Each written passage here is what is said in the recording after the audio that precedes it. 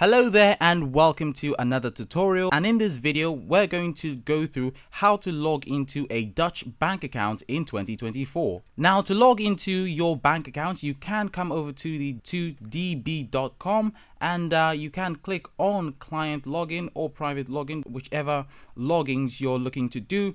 And here I'm just going to click on this and I have it opened already. So when you come over here on the client login, you need to pick a country. Now we have a couple of countries here that you can pick from, but I have one open here already.